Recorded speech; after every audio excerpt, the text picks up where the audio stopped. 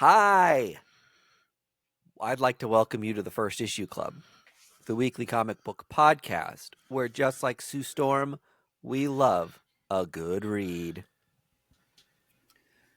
This week is a week just like any other. Tons of awesome comic books and comic book related things are unveiled to us. We've got a Marvel movie. Marvel's back! Huge headline! Yo, Marvel returned! You all made fun of it and said it was dead. Kevin Feige walking up in this, bopping his shoulders up and down, walking all big, saying, I'm a big, fancy, successful man again. People care about Kevin my had a little pep again. in his step this week for sure. With sitting at 90% on Rotten Tomatoes, I bet he walked around like he was king of the world. I can't wait to see it. As of this recording, it's Thursday night, so we haven't had a chance to get to our theaters and watch this yet. But I'm very interested to see. I mean, obviously, just like another Marvel movie, people are pumped about, and is probably going to be one of the more like successful, talked about ones in a minute, which is just fun to be part of the conversation. But also to kind of pick up on what made it successful and what sort of thing, and how does that inform some of the things that we might see in other MCU movies if they've kind of like found it again. I know part of that was just like making the addicts wait for their next hit. That the MCU was getting a little diluted for us. We weren't getting our same high anymore because of all they the were TV, cutting it. all the TV shows and movies were like so close together. But so maybe just time is a part of it, and who knows? Maybe there's just like some fun life or a little less of the formula that started to become apparent over time with the MCU. However, I have not gotten us out of this intro yet and gotten to our names. So I am Mike D. I'm Greg. And I am Vargas. We got Greg mid slug of a mid-swig. Yeah. What are you swigging, Greg? Speaking of swigging, Space Camper Cosmic IPA is the beer that lovingly brings you First Issue Club each and every week. It is from Boulevard Brewing Company. If you can't find Space Camper at your local liquor store, go on boulevard.com. I don't know if it's boulevard.com. It's probably boulevardbrewing.com. Boulevard.com is probably a very expensive domain name. Enter it at your own risk. We probably should have checked that before we told people to go places. Google Boulevard Brewery. You'll find it. Say that you're 21. If you are, and they've got a good beer finder tool that'll show you the places in your zip code that carry Boulevard. And if they don't, write Boulevard. See if you can get yourself a distributor out there who will bring you Space Camper IPA, the tastiest IPA in the damn galaxy.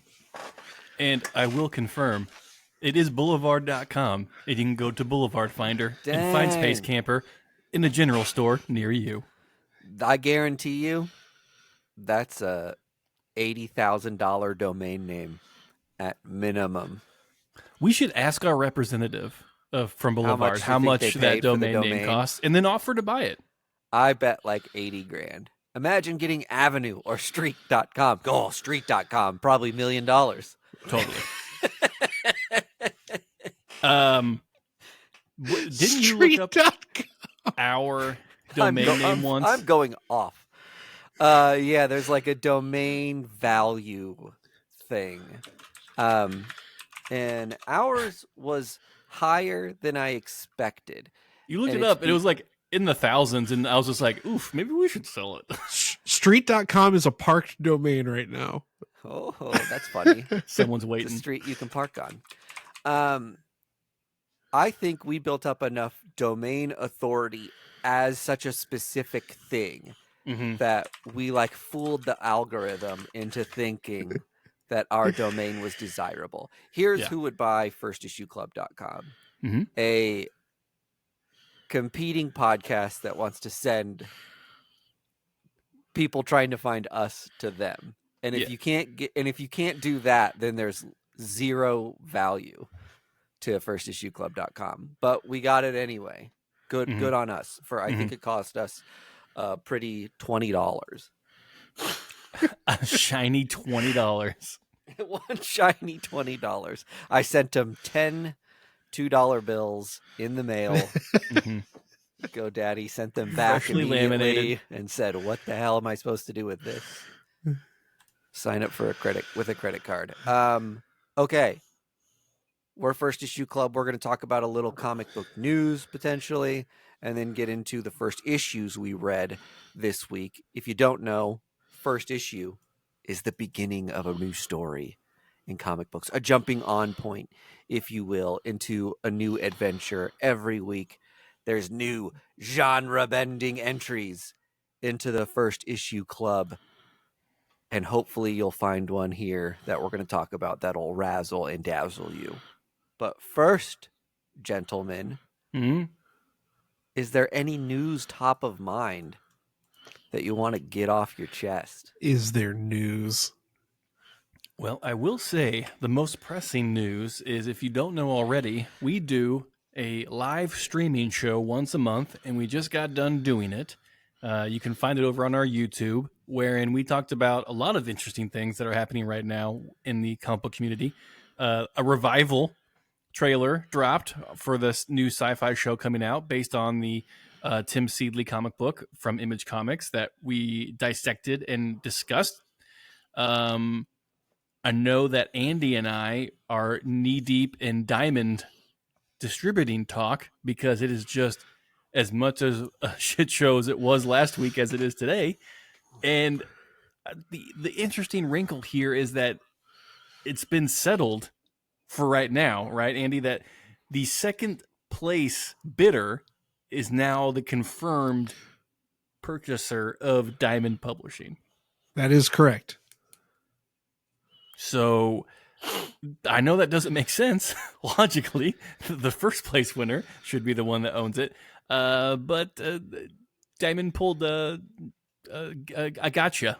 They pulled we had our fingers crossed and sold it to second place instead. Well, yeah, that's part of the lawsuit, though, that the initial winner is bringing against Diamond, is that they weren't negotiating in good faith and always wanted to be sold to that second place winner that now is purchasing them. So Can I just say, I still can't believe how much we and other comic book places are still talking about this. Like, Yeah. I can't get myself to care at this point. It's kind of like seeing Like, start your 5 ex more get dragged. lawsuits. You're like, oh, I could talk about this all fucking day. Like, I guess yes. in a way, yeah, right. We did have a big relationship with Diamond as serial comic buyers for a while. It's just a matter of just seeing them like get their Diamond comeuppance. always showing up late to parties. Yeah, never wanted to meet my parents.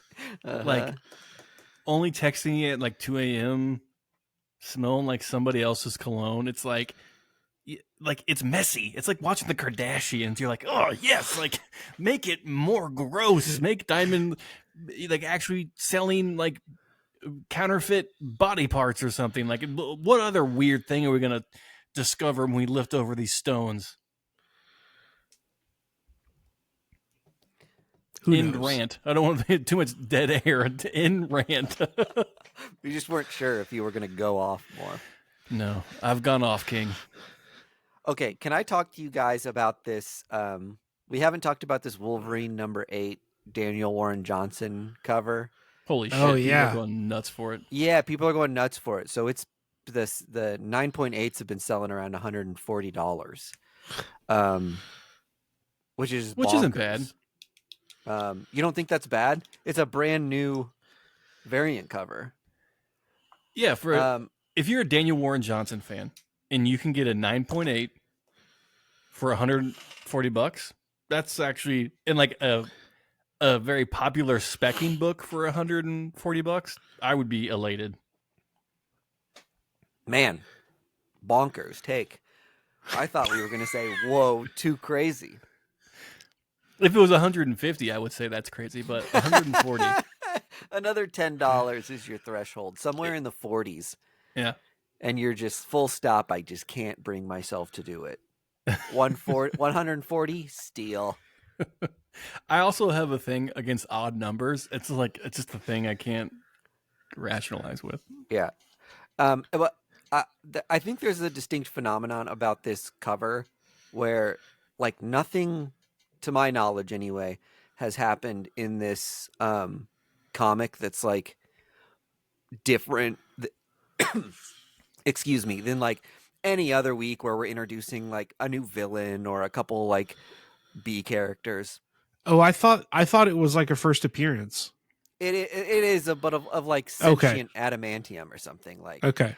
I don't know. That just sounds like weird thing of the week to me. Mm-hmm. I think it just looks good. So the cover looks amazing.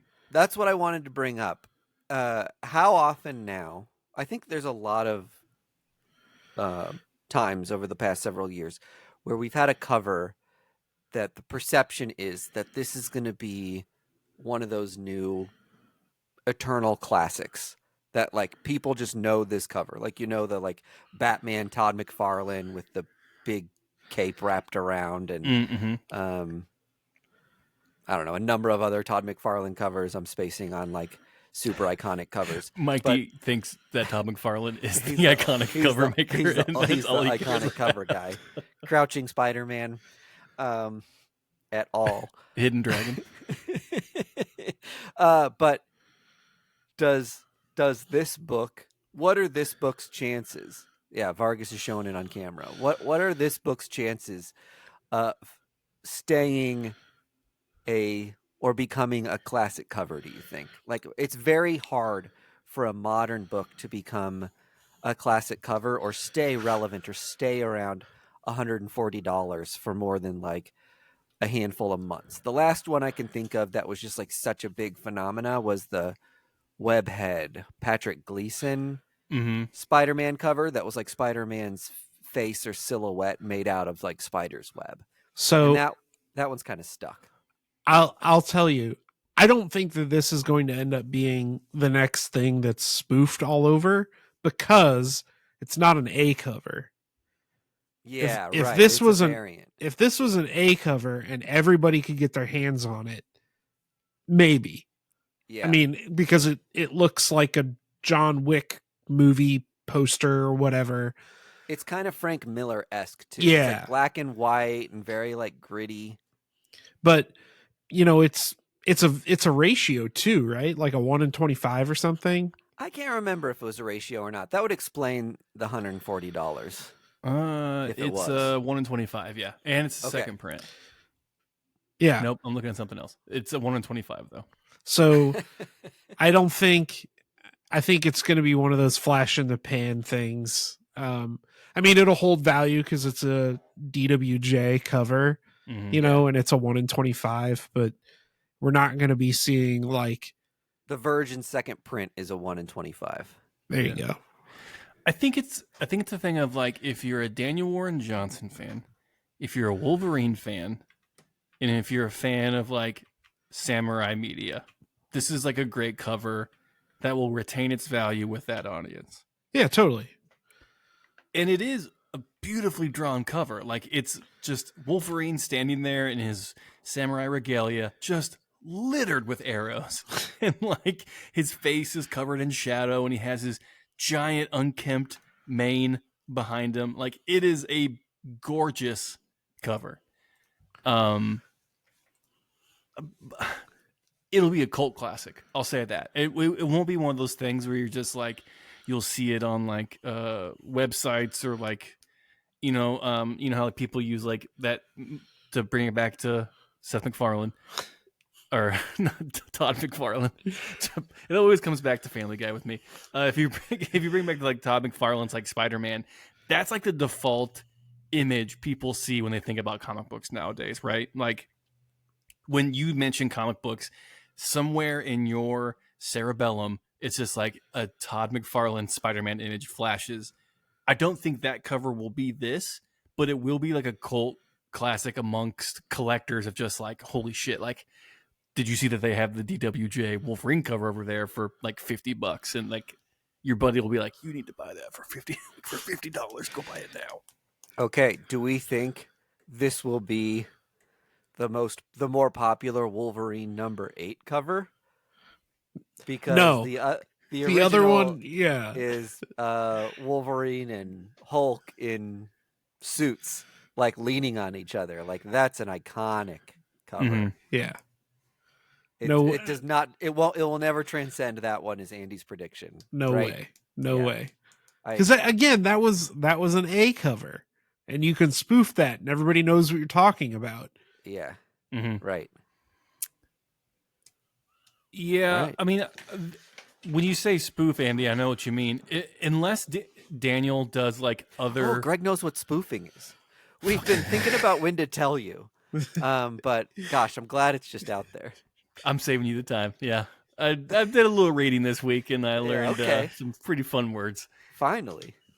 But if Daniel Warren Johnson does like a series of these variant covers with like different characters set in this motif, I think then it becomes even more collectible.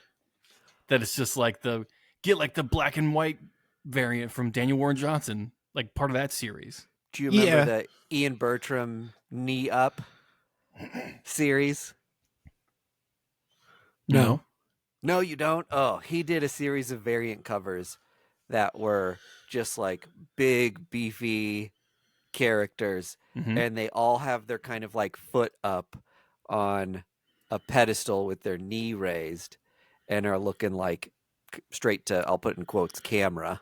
They're looking straight at the artist or reader. There's a handful of them, and they're so rad. There's a Hulk one. There's a Absolute Batman one. If you look up Absolute Batman Ian Bertram, it'll probably. I'm looking up right now. You'll probably pop up and see that one. Oh, we can't move on until Greg sees this cover. Oh, yeah. I don't know, man. I think like I just don't think it'll become. There's just something with like variant covers don't become like those classics. Iconic. Yeah. Just because they're less known.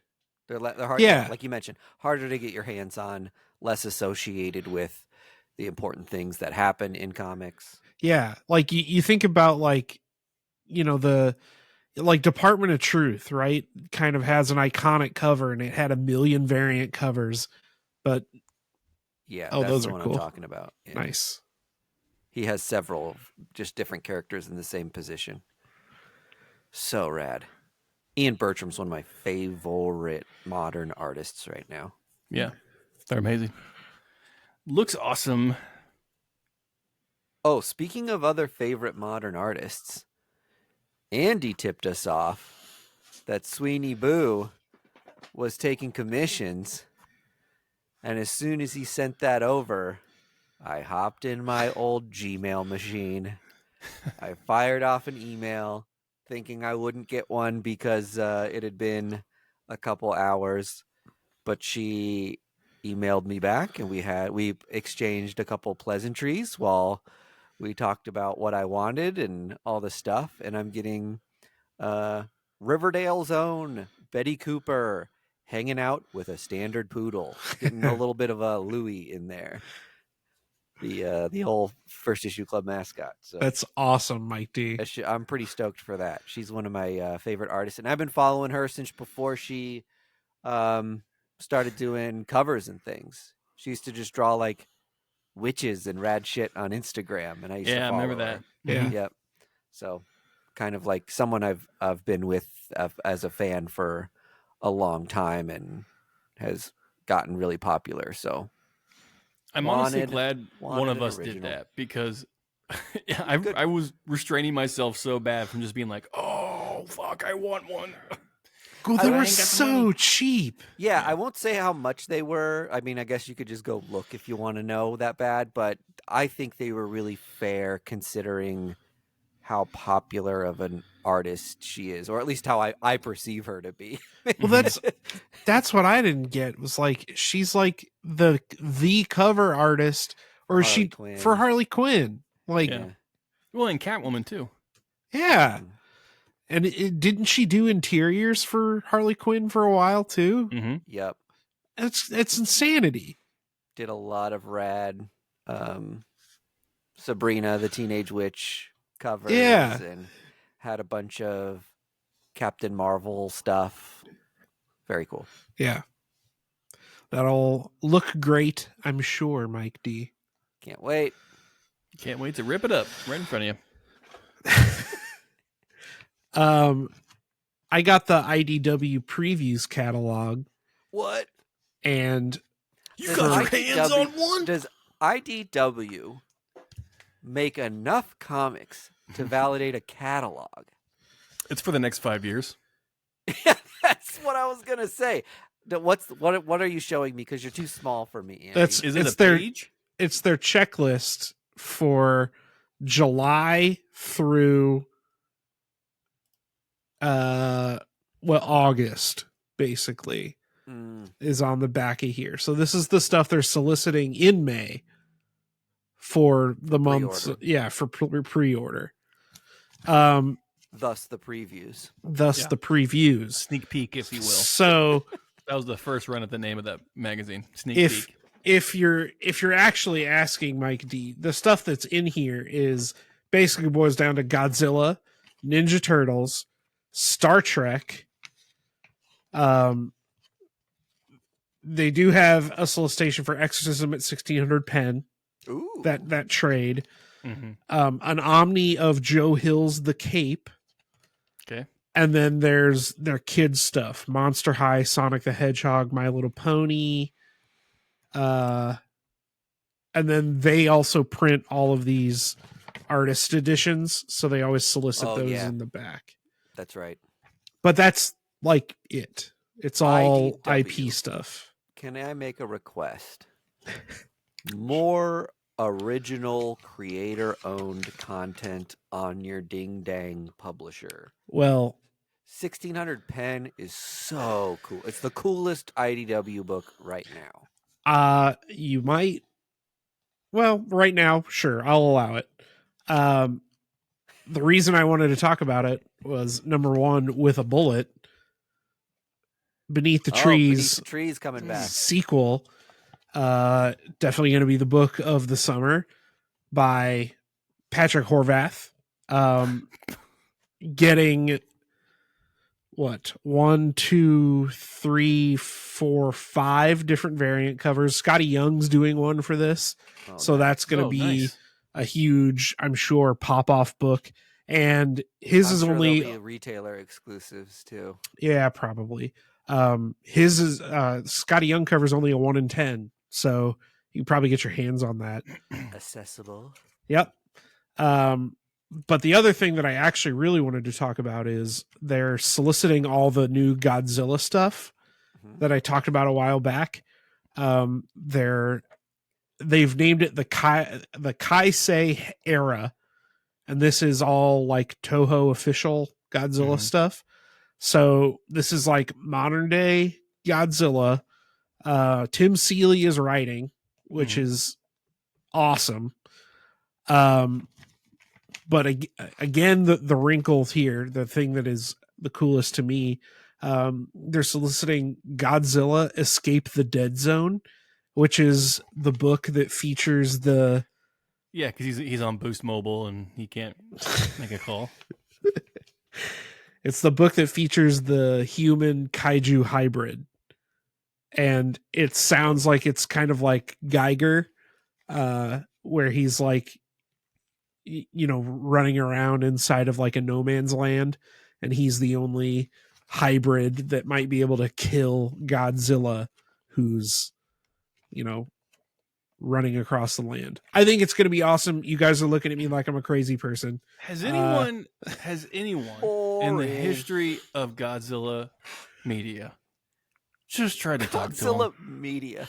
Godzilla TV. 24 hours of Godzilla content. Trust me, it exists. Does it? Has anyone tried just explaining to God, like, hey, bud, Big G. we're sorry. What's going on? I know we always choose bombs first instead of words. So true. And that's really what the message is of all these Godzilla movies. And Godzilla says, "We do what I want, 'cause I say so." Throwback to when Andy said it's Yep. Godzilla Kasea.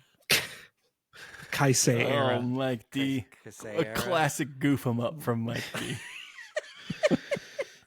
Boy. Andy, yes, I am actually very excited for this Godzilla stuff. A representative from, and this is not a bit, the Toho Media Company and IDW has emailed us and given us exclusive PDFs and stuff to look at and to talk about. So I will forward those on to you, Andy, and we can make a Summer of Godzilla event here on First Issue Club so we can talk about it. Because frankly, I'm tired of not getting included on publisher emails anymore. This is fucking ridiculous. Does it have a watermark that says First Issue Club so they'll know if we spoil first Godzilla for everybody? Well, here's the cool thing. It just says Andy Vargas all over it, so we Hell can yeah. spoil it, and Andy will get great. in trouble. Yeah. Dope. I'm going to leak it over Reddit here pretty soon, so it's going to be pretty wild. The last thing I want to say about the IDW previews is this one specifically has a big poster in the middle for the Beneath the Trees cool. book with the Tony Sick. Fleeks. I'm going to put that in my clubhouse. It's the Tony Fleeks variant that's spoofing American Psycho. So if anybody out there wants to get their hands on it, Another one of these spoofs. it's worth picking up because it's free. That Tony Fleeks, one of my favorite artists. His spoofs have now bled into other comic books. Yes. He did so many Stray Dog spoofs. He's just like, I've got too many spoofs to spare. Where else can I go? And Patrick said, come here. Come on over. I'm rich in spoof ideas. Guys, I am flush with spoof ideas. I need to get these out or they're going to spoil. So he'll be sitting on a rocking chair one day, and I'll be walking by, and I'll say, "Oh, hey there, old timer, nickel for your spoof?" And he'll say, "Of course, of course. I remember when I would do spoofs, and they would make me thousands upon thousands of dollars. Of course, $1,000 is nothing anymore in 2070." Wow. That's how that 2070. conversation would kind of play out. I think You, Patrick you think we're both going to make it to happy that he made it 2070? 2070. That's fucking impressive. That's is it? Wait, what? How old will I be in 2070? In Oof, my don't make 80s? yourself sad. I'll be in my 80s. Well, your body will be. Your mind will be in its 70s. your mind will be in the cloud.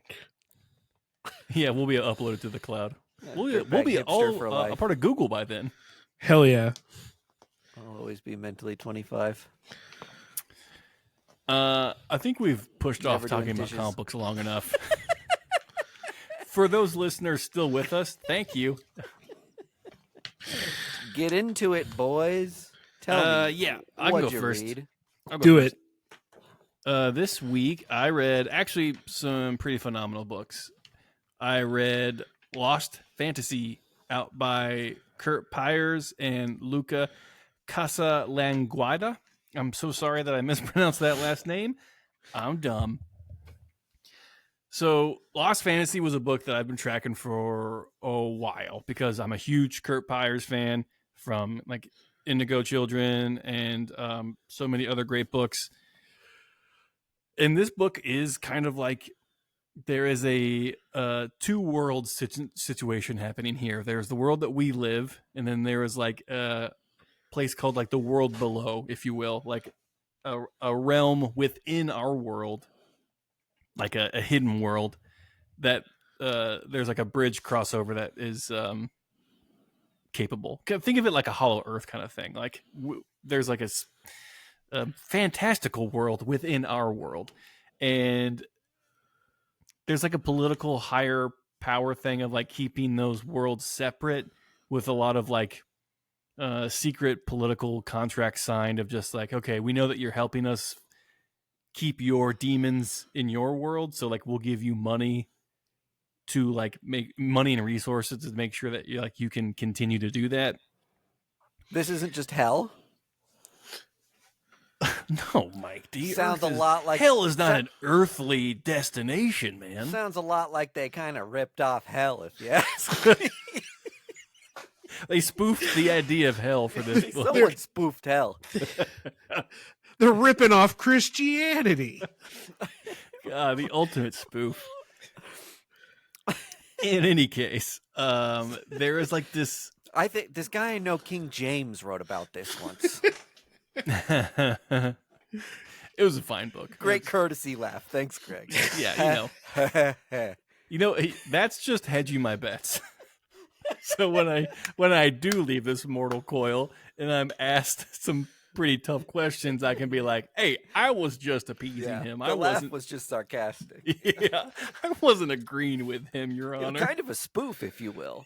We're talking about my laugh as I'm being like thrown off of a cloud, if you will, if you can imagine me on a cloud. Right? Yeah. Anyway, there's like this like story of these like champions of the fantasy realm that have like saved Earth countless times, that have like split off and started their own schools on Earth to like train more champions to like keep protecting Earth and fighting these creatures. And so that aspect is like really fascinating to me, of like 5 specific houses, each with their own styles and pedigrees of magic and fighting styles. And I'm sure that book will get to that eventually, but right now we're just introduced to one particular character and the adopted son that he found in the woods, and them like they're like the family that has the school in America, so they're like kind of like the protectors of that region, and they have to hunt down a new enemy that has broken past the protected barrier into our realm. So that was the big hook at the end of, how do these things get out? A character that we have been introduced to dies, but it's funny because this character is also narrating the book, so we know that there's a little twist yet to happen to explain that. So it was a really fantastic first issue. The hype was definitely well earned in my eyes of this book. A lot of people are going to like this book because the main character runs around with like a giant Final Fantasy VII sword, and like that makes for just great imagery in a comic book. I mean, we saw it with Absolute Wonder Woman. Like, the bigger the sword, the better. So that's what I wanted to show about this book, is the B cover is just a straight up homage to the Final Fantasy VII. Like, Andy, we call those spoofs around here. Oh yeah, it's a spoof. It's a spoof. Damn bit. Stick with the bit, man. I want to talk about all these people always finding sons in the woods, and I can't find one. I keep finding daughters. Yeah, I keep finding Where are they all planting these the daughters. sons? Where are they putting these wood sons? Yeah, and like so, like the wood son, if you will, if we're gonna call him that. He has like this old magic feel to him, as it's described. So you can tell that this particular character has like an attachment to like the old magic that used to be. So they're going to play a much larger role in the story. So I think it's going to be a lot of fun. Kurt is very good at world building and getting people engaged with his particular style of storytelling. I particularly like that there's like 5 different specialized schools for magic and stuff. I'm just like, oh, that scratches an itch for me of just like, yes, I'll get to learn more about these different kinds of schools in their curriculum.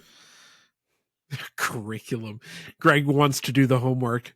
I want to see a syllabus. That's for goddamn sure. Yeah, it sounds fun. Yeah, that was a real highlight for me. But really, my book of the week Oh, Come- hit me with the title of that last one more time. Lost Fantasy. Lost Fantasy. Okay. My Thank book of you. the week comes from Mad Cave called The Slasher's Apprentice. It's I'm so by excited Justin about this. Richards and Val Halverson. Blah, blah, blah. Yep, sorry. I misread something.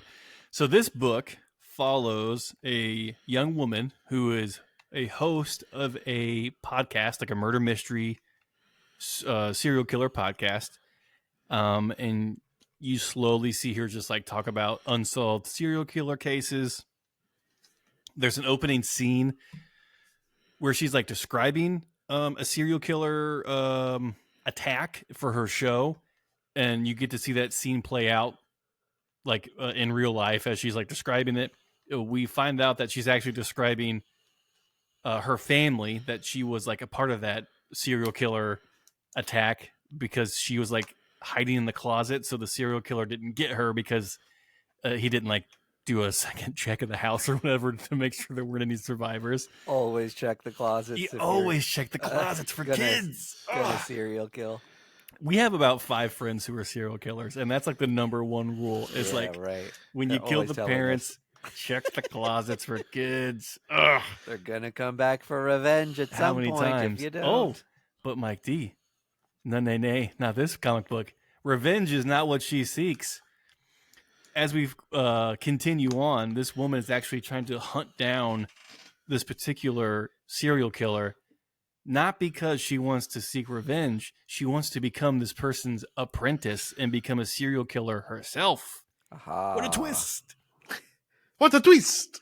And it's just really engaging. Like, it seems so simple of a story, and it's plainly in the name of the comic book, that I'm surprised it hasn't happened before. Right? It's like such a simple idea. You just think, this has been done, hasn't it? And you look at it, you're like, holy fuck, no one has done this idea yet.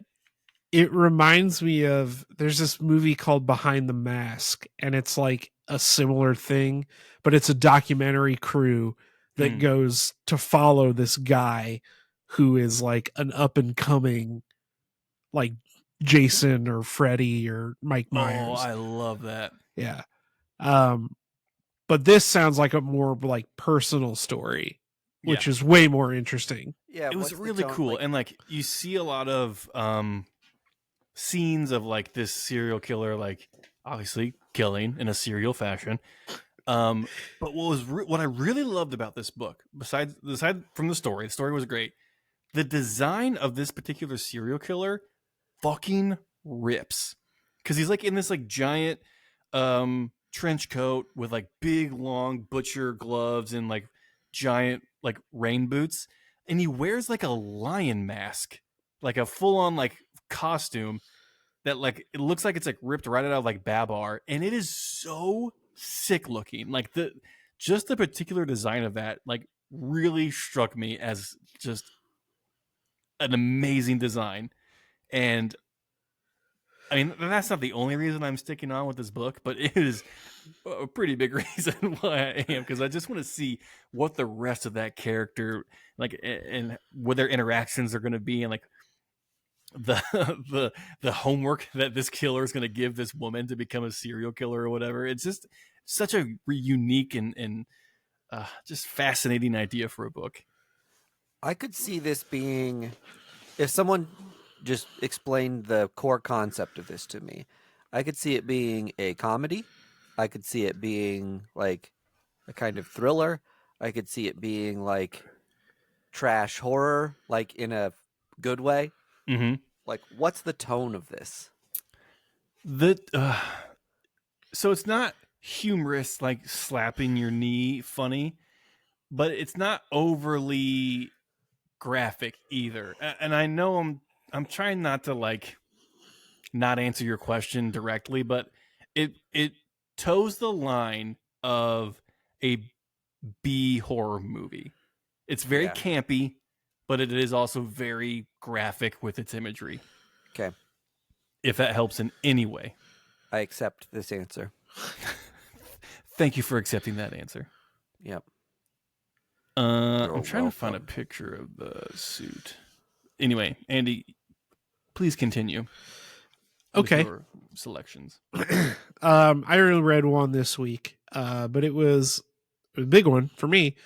Red Sonja versus Army of Darkness, and I got the Sears cover. It's my first Mark Sears cover, which is very exciting. Dynamo. Yes, he's kind of the guy of the moment. A very cool book. So Tim Seeley's writing this, and you can tell my man loves Army of Darkness as much as I do. He picks up where the original movie ends, and Ash is bummed out because his lady love Sheila is dead or trapped in the past without him. So he endeavors to go back and relive his glory days. He breaks into a library, flips through a history book, and discovers that Red Sonja has killed all of his friends from the past. So he gets drunk and pulls out the Necronomicon, travels back in time, and tries to stop Red Sonja from killing all of his friends in the past. Okay. I tell you what, there's a ton of very fun Red Sonja comic books. And you would think, I say this a lot about Dynamite Comics, you would think by looking at a lot of the covers that they are not worth buying unless you're a ding-dang perv. Yeah. Not the case. Not that there's anything wrong with being a perv. I mean, to a degree. Sometimes I put my perv hat on, and sometimes I get my perv on. I've been known to perv about. Respectfully. I respectfully get my perv on. But yeah, within the limits of the law. I think people glaze over these comics a lot, and I don't know. This sounds like a fun idea, and I think a lot of Red Sonja stuff also kind of reads at the same temperature. It sounds like this comic might read. Yeah. And I think people are doing themselves a disservice not reading Red Sonja, in my opinion. It's something I like to revisit from time to time. Well, jump in and out of arcs. And honestly, crossing Red Sonja with Ash is like, I mean, talk about chocolate and peanut butter. You know, you get the toxic masculinity, slapstick humor of Ash Williams with the clear feminist vibes that Red Sonja gives off. And it just, seeing the two of them together is just so good. It's a really fun book. Again, Tim Seeley's writing, so you can't go wrong. It's a fun book. If you're an Army of Darkness fan, if you're a Red Sonja fan, check it out. Love. Does it require, and this is probably a stupid question, a lot of Evil Dead knowledge to enjoy this book? None. It gives you all the backstory you need. Okay. Which is another, mark of a good writer. But Greg's never seen Evil Dead. I've seen the first one. You haven't seen the second one? The second one's the one to see, right? Second one's kind of the one to see. Yeah. Oh, well, pardon me. It's all right. We'll watch it sometime. Yeah. Whoa, that's the killer. Yeah. So, for the people who are watching on YouTube, I'm showing the picture of the serial killer from the Slasher's Apprentice. Yeah, that's He's a creepy fireplace poker. Yep. Or a very short harpoon. Yeah, world's shortest harpoon with a handle. With a handle. Nice little handle. And this guy's bad at aiming his kisses. Oh, he's already been stabbed. Oh, wait, no, he hasn't. Yeah, no. This is the scene where, they're in a cabin and they're doing the cliche. A bunch of the people in the cabin who are teenagers are doing like the cliche thing of separating or doing drugs, and these two people are going to partake Perv in out, premarital sex. just like we were talking about. Yep. Hell Get yeah. their perv on. They're perving. Couple Red Sonja readers here And meeting up. this scene is like the guy's like, I brought protection, and the girl's like, I'm not that kind of girl. I only do hand stuff. And then that guy shows up from the closet with To his do fire hand poker. stuff. He's like, I'm Father McGilligan, and I will not have any of this fire poke. That's great. That is a great character design. Right. So- it just looks so cool.